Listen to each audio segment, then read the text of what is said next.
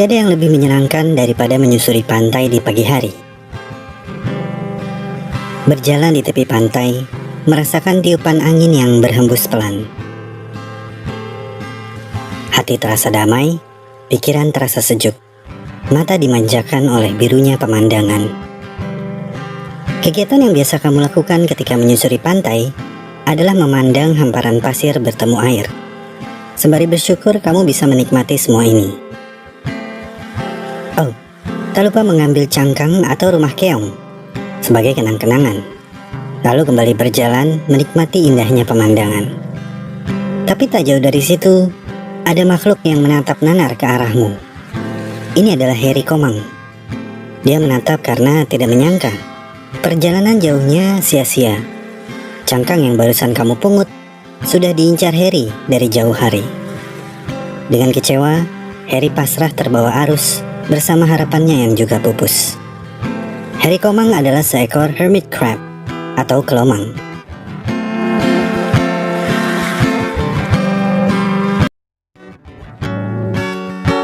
Bagi kamu, cangkang gastropoda laut adalah sesuatu yang indah. Dan sayang rasanya jika kamu membiarkan sesuatu yang indah tersebut teronggok di tepi pantai seperti sampah. Tapi bagi Harry, cangkang itu memiliki nilai yang lebih dari itu. Harry butuh cangkang tersebut untuk berpindah dari cangkang lamanya yang sudah sesak. Seperti kebanyakan arthropoda, Harry akan molting, menandakan pertumbuhan tubuhnya.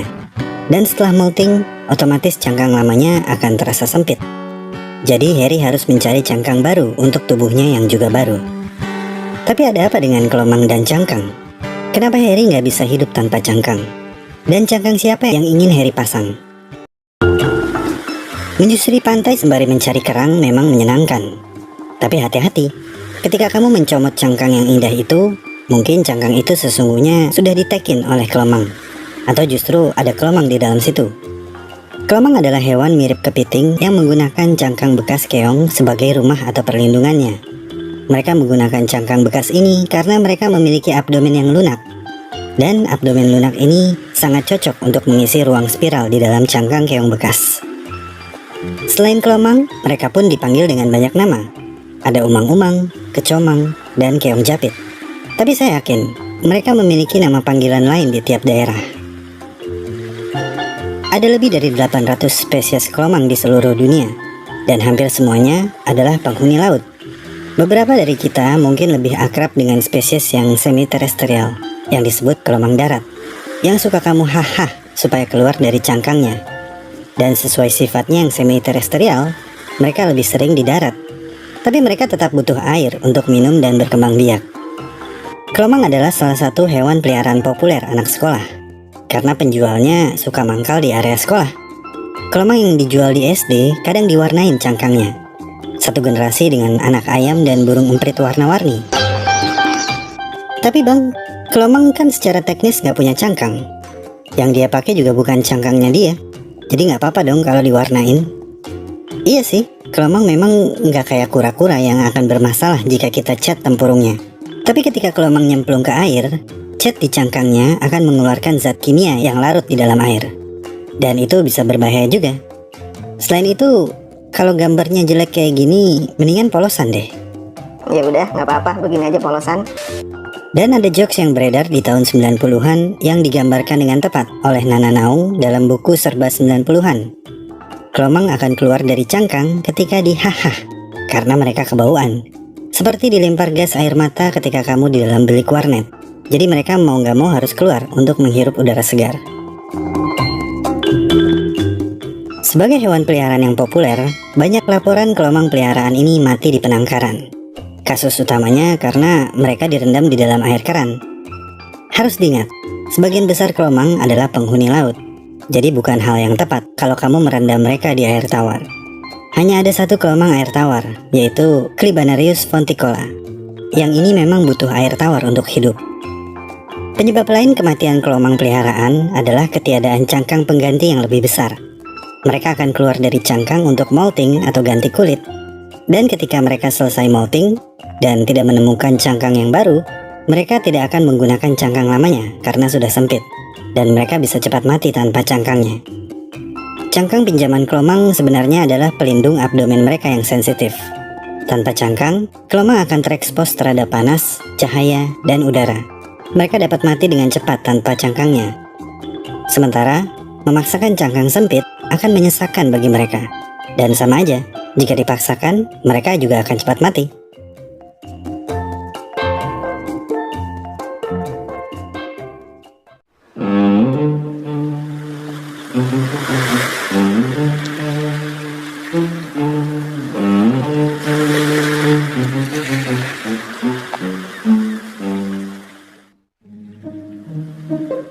Conobita adalah dekapoda di bawah famili Conobitidae dan dipanggil hermit crab dalam bahasa Inggris.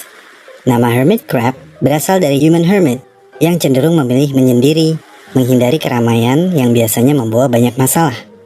Manusia menjadi hermit karena tuntutan kepercayaan atau memang karena ingin privasi aja. Perilaku ini mirip dengan kelomang yang selalu membawa cangkang gastropoda kemanapun mereka pergi.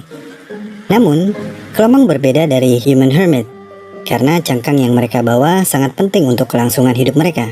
Karena yaitu tadi, bokong lembut mereka akan menjadi sasaran empuk jika tidak ditutupi. Terkadang, mereka tahu ada keong atau gastropoda yang akan mati. Kemudian mereka menunggu hingga keong tersebut mati. Lalu mukbang dan berebut hingga satu pemenang berhasil memasukkan bokongnya ke dalam cangkang kosong terlebih dahulu. Dan seringkali mereka saling bertukar cangkang. Kelomang yang besar akan pindah ke cangkang yang lebih besar. Dan cangkang yang ia tinggalkan akan dihuni oleh kelomang yang lebih kecil. Begitu seterusnya. Yang paling menarik adalah ketika tidak ada cangkang kosong yang tersedia, kelomang yang lebih kecil akan menantang kelomang yang lebih besar berkelahi. Perkelahian ini terkadang berlangsung sangat sengit, dan kelomang yang kalah akan pergi dari rumah. Sesuatu yang gratis memang enak, tapi akan jadi nggak enak kalau semua berpikir yang gratis itu adalah milik mereka. Catatan penting untuk kelomang, mungkin harus ada hitam di atas putih ya, supaya semuanya jelas.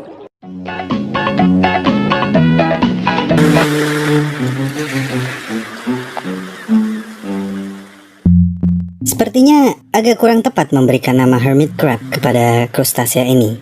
Pertama, mereka bukan kepiting sejati seperti kepiting yang sering kamu lihat.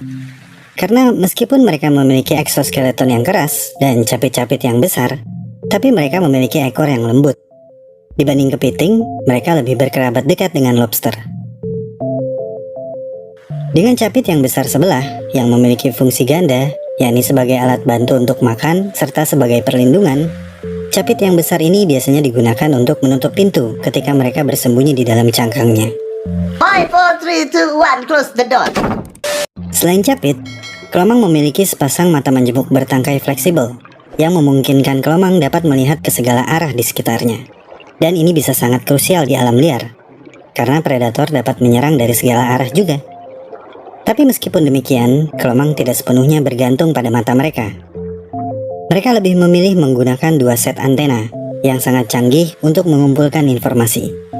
Kelomang menggunakan antena mereka untuk merasakan habitat mereka, dan memudahkan navigasi. Pada dasarnya, dua set antena kelomang bekerja untuk memahami area sekelilingnya. Antena yang lebih panjang biasanya disebut feeler atau peraba, dan digunakan untuk menavigasi lingkungan dan meraba apa yang ada di sekitarnya. Sementara antena yang lebih kecil disebut antennules, yang berfungsi sebagai indera pengecap dan pembau pada area sekelilingnya. Terkadang, antena ini juga bisa digunakan untuk berkenalan, menyentuh antena kelomang lain.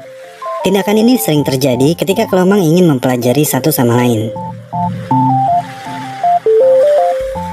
Dan kalau kamu sudah menonton video tentang ketam kenari, kamu pasti akan berpikir, kok mereka mirip ya? Ya karena mereka memang masih berkerabat dekat. Bedanya cuma satu, semua kelomang akan mengenakan cangkang gastropoda sebagai perlindungan karena mereka memiliki bagian abdomen yang lunak. Sementara ketam kenari memiliki abdomen yang tergulung dan terlapisi eksoskeleton yang keras. Oh, ada satu lagi alasan kenapa keliru untuk menamakan mereka hermit crab. Kelomang memang menutup diri dalam cangkang ketika terancam. Tapi di alam liar, kelomang adalah krustasea sosial yang terkadang hidup dalam kelompok besar yang terdiri dari 100 atau lebih individu. Kelompok ini terbentuk karena kebutuhan kelomang untuk seringkali pindah ke cangkang baru yang lebih besar. Dengan banyaknya individu dalam satu kelompok, maka mereka tidak perlu berjalan jauh seperti Harry untuk mencari cangkang baru. Oh, ada update tentang kabar Harry. Kekecewaan tidak mendapat cangkang yang sudah ia incar sangat melukai hatinya, sehingga ketika malam tiba, Harry mengigau dalam tidurnya. Agak lebay ya, tapi kelomang memang bisa bersuara.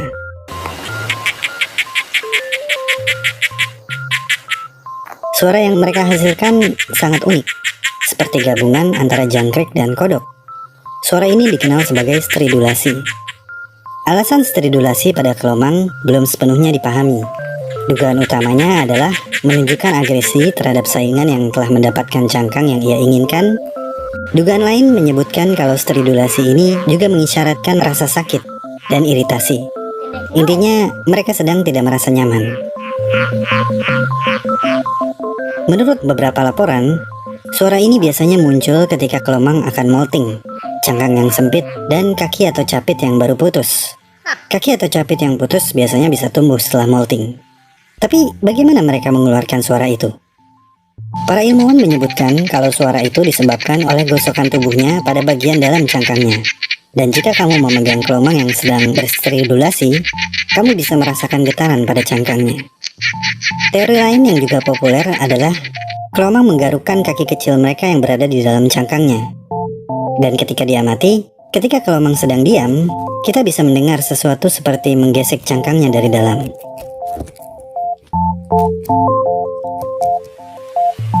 Kaki-kaki kecil ini digunakan untuk mendorong tubuh masuk dan keluar dari cangkang. Selain itu, kaki kecil tersebut juga digunakan untuk membersihkan bagian dalam cangkang. Pengamatan ini sekaligus membuktikan kalau 4 kaki belakang kelomang, meskipun kecil, tapi masih bisa dimanfaatkan dengan baik.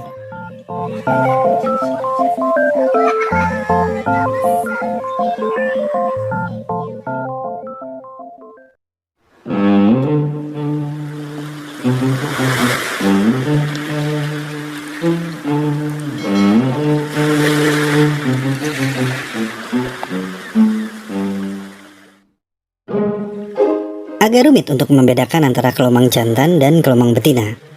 Yang termudah adalah dengan melihat bagian gonopor atau gonopori di pangkal ekornya. Hanya kelomang betina yang memiliki gonopori, tepatnya di samping sepasang kaki keempatnya. Pada betina, gonopori adalah lubang atau pintu masuknya spermatofor ke dalam ovarium. Perilaku kawin kelomang bervariasi tergantung spesiesnya. Yang paling unik adalah kelomang Karibia, yang merupakan semi-terestrial. Mereka memilih tinggal di darat sebagian besar hidupnya.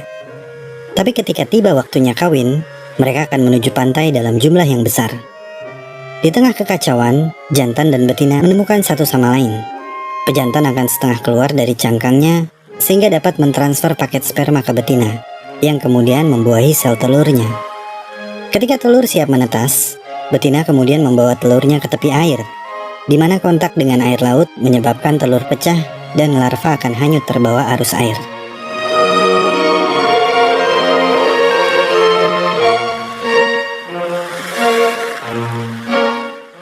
Larva kelomang akan hidup di laut sebagai plankton. Plankton larva kelomang dinamakan zoea. Mereka akan bermetamorfosis dari bentuk larva simetris menjadi seperti udang kecil yang asimetris yang disebut megalops, yang hidup memakan alga dan plankton yang lebih kecil. Kemudian, megalops akan molting beberapa kali menjadi kelomang kecil dan mencari cangkangnya sendiri ketika eksoskeletonnya mulai mengeras. Setelah merasa kuat, kelomang kecil akan kembali ke darat, dan siklus hidup kelomang akan kembali terulang.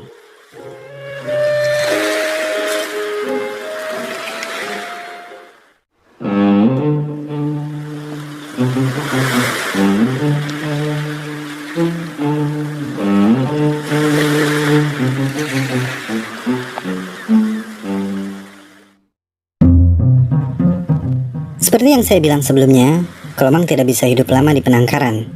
Pengecualian untuk pet owner yang totalitas memberikan sangkar dan ekosistem yang sesuai. Di habitat alaminya, kelomang bisa hidup selama sekitar 30 tahun. Namun di penangkaran, biasanya mereka hanya hidup 15 tahun. Dan jika sangkarnya kurang ideal, mereka hanya hidup beberapa bulan, paling lama setahun. Dan beberapa pihak menganggap ini sebagai praktek yang tidak bertanggung jawab.